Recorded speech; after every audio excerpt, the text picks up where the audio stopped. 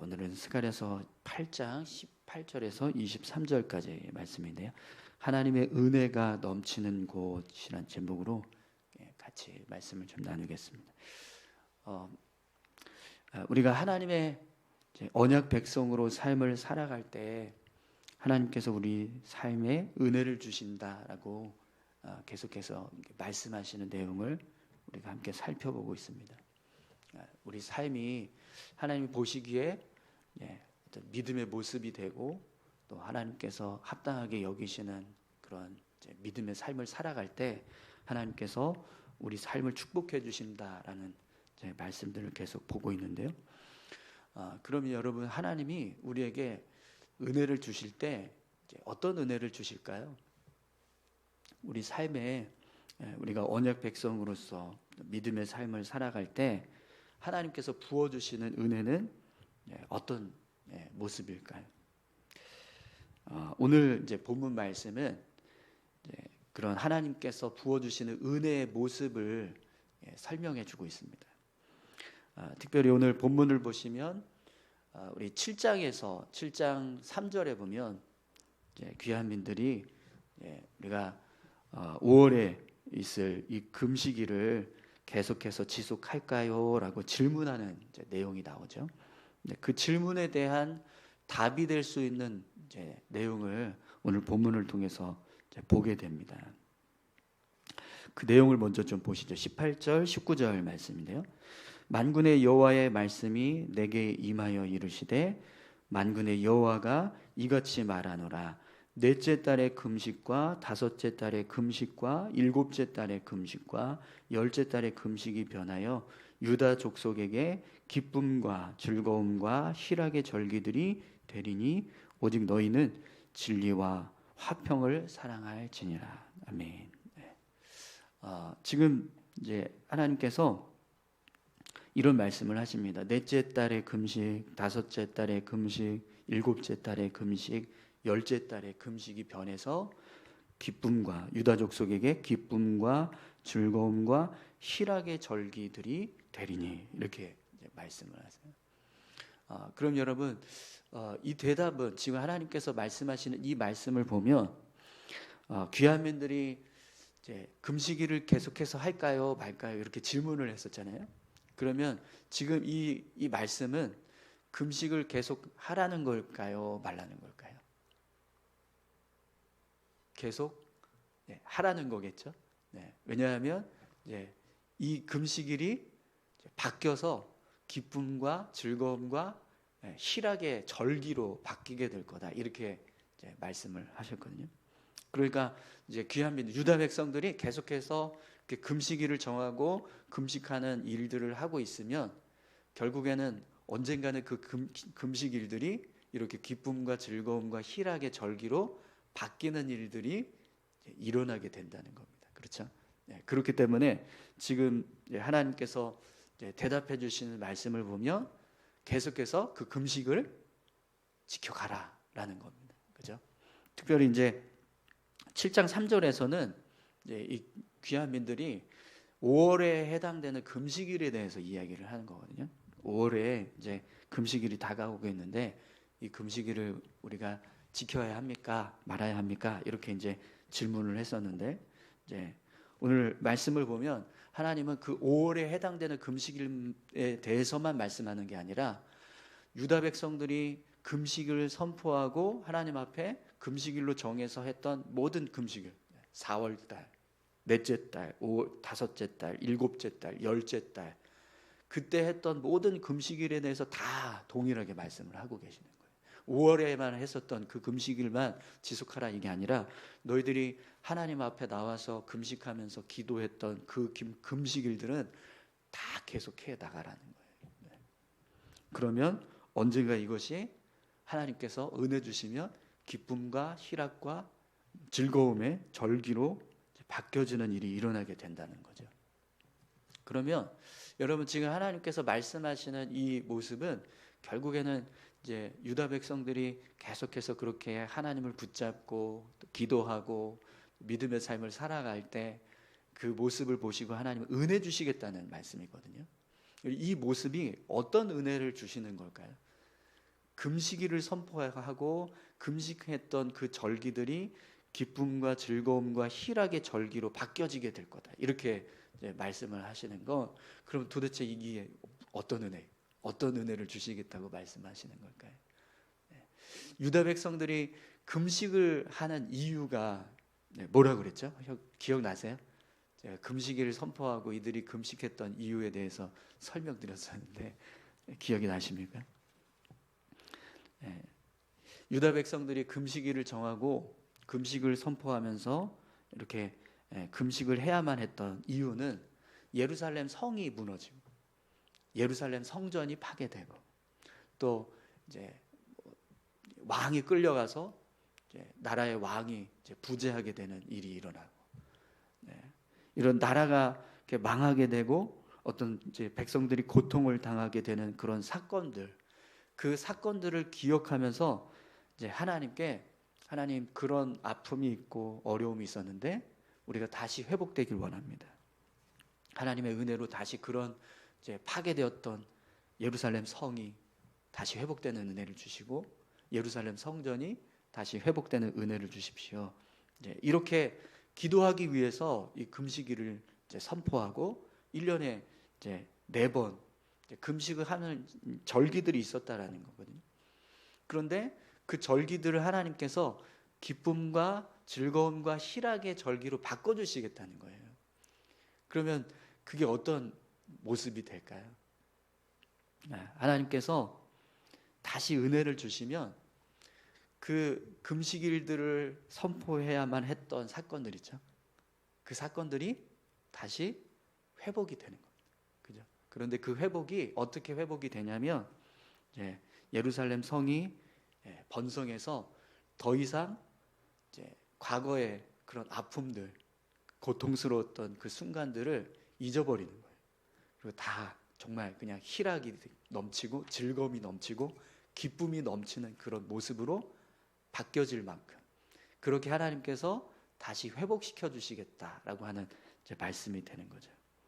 그래서 이 모습을 여러분 뭐 이스라엘이라고 하는 나라를 빗대어서 생각해도 우리가 충분히 이해할 수 있지만 우리나라를 한번 생각해 보시면 우리가 더 훨씬 금방 체감을 할 수 있습니다. 그죠?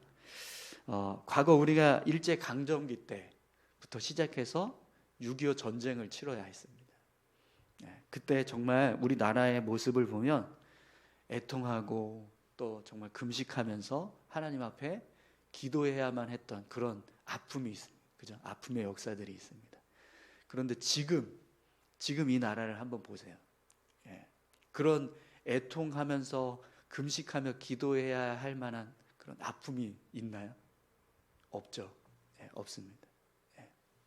그냥 우리 뭐 영적인 거를 이렇게 보시는 게 아니라 우리나라의 어떤 영적인 상태에 대해서 말씀드리는 게 아니라 지금 그냥 우리가 살고 있는 우리 삶의 모습을 보시면 과거 일제 강점기 때 주권을 뺏기고 고통당하던 그런 모습, 또 6.25 전쟁에 의해서 나라가 완전히 다 파괴되고 황폐해졌던 그런 모습들을 떠올릴 만한 상황들이 있나요? 전혀 없죠. 전혀 없습니다. 오히려 지금은 뭐 우리가 금식을 할 필요가 있을까 싶을 정도로 너무 잘 살아요. 그죠? 영적으로는 어떨지 모르겠지만 그냥 우리가 사는 사회의 모습을 보면 우리가 이렇게 풍요롭게 삶을 살아가고 있는 모습을 보면 그런 모습이 되었다는 겁니다. 그죠? 그래서 더 이상 우리가 금식을 선포하고 나라를 위해서 기도하지 않아도 될 것 같은 그런 상황이 되었다라는 거죠. 이 나라를 보면서 누가 일제 강점기 때 주권을 빼앗겨서 억압받던 나라였나라고 생각할 수 있겠냐라는 거예요. 6.25 전쟁에 의해서 나라가 완전히 파괴되고 다 무너졌던 그런 나라라고 누가 생각하겠냐라는 거죠. 지금 이 모습을 본다면, 그러니까 하나님께서 유다 백성들을 향해서 그런 은혜를 주시겠다는 겁니다. 그러니까 예루살렘이 회복되는데 그 회복이 여기가 그런 역사가 있었던 나라가 맞아? 라고 생각할 정도로 그렇게 삶을 다시 회복시켜 주시는 은혜를 주시겠다라고 말씀을 하시는 거죠. 그래서 처음에는 금식하면서 애통해하면서 나라를 위해서 울면서 기도했던 그 절기들이 이제는 하나님의 은혜가 부어지는 그런 모습으로 바뀌어지니까 그 은혜를 통해서 이제는 하나님께 기쁘게 찬송하고 예배하는 그런 절기들로 바뀌어지게 된다는 거예요. 그래서 하나님이 금식을 계속해서 지속해 가라 이렇게 이제 말씀을 하시는 거죠. 그 금식일이 계속해서 지속되면 하나님께서 유다 백성들을 향해서 은혜를 주실 것이다. 이 말씀을 하고 계시는 겁니다. 또 오늘 본문을 보면 하나님께서 한 가지 더 말씀을 하시죠. 그렇게 계속 금식일을 지속해 가라라고 말씀하시는 것뿐만 아니라 또 하나의 말씀을 하시는데 이제 그런 절기들이 되리니 오직 너희는 진리와 사랑을 화평할지니라 이렇게 말씀을 하십니다. 이 말씀은 지금 앞에서 우리가 보았던 말씀과 계속해서 지금 동일한 말씀을 하고 계시는 거예요. 우리가 언약 백성으로서 하나님 앞에 나와서 하나님을 섬기는 어떤 믿음의 모습, 이제 금식일을 선포하고 금식하는 기도하는 모습은 하나님 앞에 나와서 우리가 하나님을 섬기는 어떤 믿음의 모습이 될 수 있겠죠.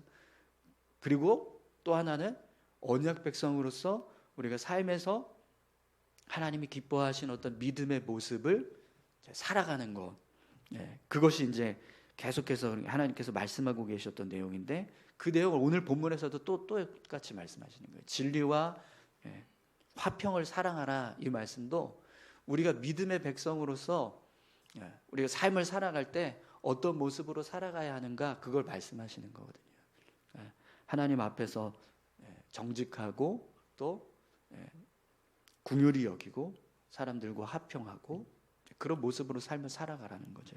이렇게 믿음의 삶을 계속해서 살아갈 때 하나님이 유다 백성들에게 은혜를 주시겠다라고 이렇게 말씀하시는 겁니다.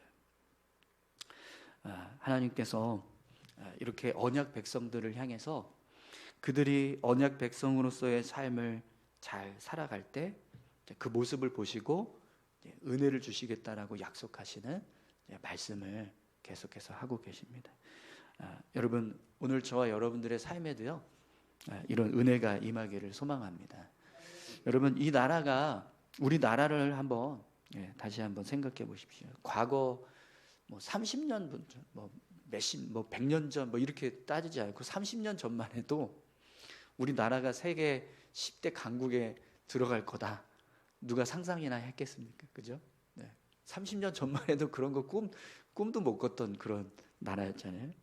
그런데 지금 우리 나라를 보면 세계 어느 나라든 K 컬처라고 해서 우리나라 문화에 대해서 굉장히 막 좋게 여기고 또 우리를 인정해주는 그런 모습들이 되었습니다. 예전에 제가 10대 때 중학교, 고등학교 시절에 이제 연합 집회 같은 수련회 가거나 아니면 무슨 부흥회 한다 그래서 청소년 부흥회 한다 그래서 이렇게 연합 집회 이런 데 참석을 하면 목사님들이 그런 이야기를 하셨어요. 앞으로 우리나라가 세계를 이끌어 갈 거다. 이런 얘기를 하셨어요. 네. 그 이유가 뭘 이렇게 이야기하셨냐면 세계 어느 나라를 가도 우리나라처럼 이렇게 뜨겁게 하나님을 믿는 섬기는 나라가 없다. 그렇기 때문에 하나님께서 우리 나라를 축복하셔서 우리가 앞으로 정말 세계를 이끌어가는 그런 나라가 될 거다. 이런 이야기를 하셨었거든요. 근데 그때는 그 이야기를 들으면 진짜 꿈 같았죠. 말도 안 된다고 생각하고 그런 일이 있을까 그랬는데, 근데 지금 90년대 말 2000년대 초반에 그때 정말 꿈 같은 일이 일어났죠. 우리나라가 세계 선교 2위가 되는 그런 나라가 되었어요. 미국 다음으로 우리나라가 세계 선교를 가장 많이 하는 나라가 되었었죠. 그런데 지금을 한번 생각을 해보십시오. 지금은 그 정도가 아니잖아요. 우리나라 여권을 가지고 있으면 전 세계 어디든 다 갈 수 있습니다. 북한만 못 가고요. 다 갈 수 있어요. 그 정도로 발전되어 있고 정말 잘 사는 그런 축복된 나라가 되었습니다. 그런 모습이 될 수 있었던 이유가 뭐냐? 분명히 우리 믿음의 세대들이, 선배들이 하나님 잘 섬기고 정말 열심히 신앙생활했던 그 모습들을 보시고 하나님께서 이 나라를 축복해 주셨다고 저는 믿습니다.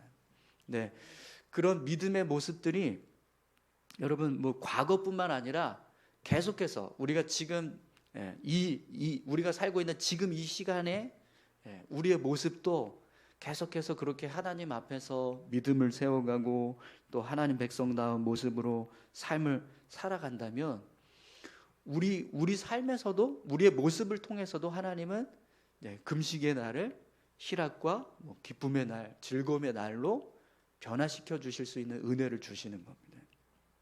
그렇기 때문에 우리가 계속해서 하나님 말씀하신 것처럼 금식을 하고 또 하나님을 의지하면서 기도하는 일을 멈추지 않고 또 우리가 살아가야 할 어떤 믿음의 삶을 온전하게 살아간다면 그 모습을 보시고 하나님은 분명히 우리를 축복해 주시는 거죠. 그래서 여러분 오늘 본문에서도 보면 하나님께서 유다 백성들에게 귀한 민들을 향해서 이런 말씀을 하세요. 우리 20절에서 22절까지 말씀을 보시죠. 만군의 여호와가 이와 같이 말하노라. 다시 여러 백성과 많은 성읍의 주민이 올 것이라. 이 성읍 주민이 저 성읍에 가서 이르기를 우리가 속히 가서 만군의 여호와를 찾고 여호와께 은혜를 구하자 하며 나도 가겠노라 하겠으며 많은 백성과 강대한 나라들이 예루살렘으로 와서 만군의 여호와를 찾고 여호와께 은혜를 구하리라. 아멘. 하나님께서 예루살렘을 축복하시면 예루살렘에 많은 사람들이 오게 된다는 거예요. 많은 사람들이 찾는 그런 성읍이 된다는 겁니다. 이 예루살렘 안에 사람들이 많이 찾아오게 되는 이유가 하나님이 예루살렘에 은혜를 주고 계시기 때문이라는 거예요. 그리고 그 은혜가 아주 사람들에게 분명하게 드러나면 하나님, 예루살렘에 지금 하나님이 은혜를 주시는 곳이구나. 이곳에 가면 하나님의 은혜를 얻을 수 있구나. 하나님을 만날 수 있구나. 그렇게 되면 그 모습을 보고 사람들이 나도 예루살렘 가야겠다. 이렇게 된다는 거예요. 그래서 너도 나도 만군의 여호와를 찾고 여호와께 은혜를 구하러 우리가 예루살렘으로 가자. 이런 말을 하게 된다는 거죠. 이 모습이 참 정말 귀하지 않습니까? 여러분 어떠세요? 이 말씀을 보면서 그런 소망이 생기더라고요. 하나님, 우리 교회가 이런 교회가 되기를 소망합니다. 하나님이 우리 교회에 은혜를 주시면 사람들이 그 은혜가 임하는 모습을 보고 이곳으로 발걸음을 옮기게 되는 거예요. 너도 나도 사람들이 보면서 여기 가면 은혜가 임하고 있다. 하나님이 임재하고 계신다. 그래서 하나님 만나러 가자. 그래서 우리 교회로 오는 거예요. 그런 일들이 일어나기를 간절히 소망합니다. 우리가 우리 믿음을 잘 세워가고 정말 하나님을 잘 열심히 붙잡고 금식하면서 기도하는 그런 믿음의 모습을 세워가고 또 우리 삶의 모습이 정말 하나님께서 기뻐하시는 어떤 그런 하나님 백성다운 모습으로 삶을 살아갈 때 하나님께서 이런 은혜를 우리에게 허락해 주신 거죠. 우리 교회가 정말 하나님께서 붙들어 주셔서 하나님의 은혜를 흘려보내는 그런 통로가 될 수 있기를 간절히 소망합니다. 우리 교회에 속한 모든 성도님들이 한 사람 한 사람이 하나님께서 은혜 주시는 그런 믿음의 사람들로 여러분들이 살아가서 그 모습 때문에 많은 사람들이 이곳으로 발걸음을 옮기게 되는 그런 귀한 역사가 일어날 수 있기를 간절히 소망합니다. 여러분 23절 마지막 절을 한번 보시겠어요? 23절 읽고 마치겠습니다. 만군의 여호와가 이와 같이 말하노라. 그날에는 말이 다른 이방 백성 10명이 유다 사람 하나의 옷자락을 잡을 것이라. 곧 잡고 말하기를 하나님이 너희와 함께 하심을 들었나니 우리가 너희와 함께 가려 하노라 하리라 하시니라. 아멘. 우리가 하나님의 백성으로 온전히 서 있으면 하나님 믿지 않는 10명의 사람들이 우리를 붙잡는다는 거, 우리 옷자락을 붙잡는다는 거예요. 그러면서 우리에게 이렇게 말한다는 겁니다. 하나님이 너희와 함께 하시는 것을 우리가 안다. 그래서 하나님 만나러 가기 위해서 내가 너희와 같이 가겠다. 이렇게 이야기를 한다는 거죠. 하나님께서 우리 교회에 함께 하시면 우리 교회가 그렇게 쓰임받게 될 줄 믿습니다. 저와 여러분들이 하나님과 함께하는 삶을 살아가게 되면 하나님께서 그렇게 우리를 사용하실 줄 믿습니다. 우리 같이 함께 기도하실까요? 하나님의 축복이 임하면 이렇게 정말 놀라운 일들이 일어납니다. 하나님의 능력을 나타내고 하나님의 은혜를 나타내는 그런 모습이 되면 그 모습을 보고 많은 사람들이 발걸음을 옮겨서 그 은혜의 자리로 나아가는 역사들이 일어나게 되는 거예요. 우리의 삶이 정말 하나님 앞에서 믿음을 세우고 또 언약 백성답게 그리스도인답게 정말 예수 믿는 사람답게 그렇게 우리의 믿음을 잘 세워간다면 우리 교회가 정말 그런 믿음을 잘 세워가는 교회가 된다면 분명 하나님께서 이곳에 은혜를 주시고 또 그 은혜가 정말 더 많은 사람들에게 흘러가게 되는 그런 통로로서 우리가 쓰임받게 될 줄 믿습니다. 그런 믿음의 삶을 우리가 살아갈 수 있게 해달라고 기도하시고 또 그렇게 하나님 앞에서 쓰임받는 교회와 우리의 삶이 될 수 있게 해달라고 우리 함께 기도하셨으면 좋겠습니다. 다 같이 기도하시겠습니다. 아버지 하나님 감사합니다. 하나님 정말 우리는 연약하고 부족합니다. 그럼에도 불구하고 하나님께서 말씀하신 그 말씀대로 열심히 믿음의 삶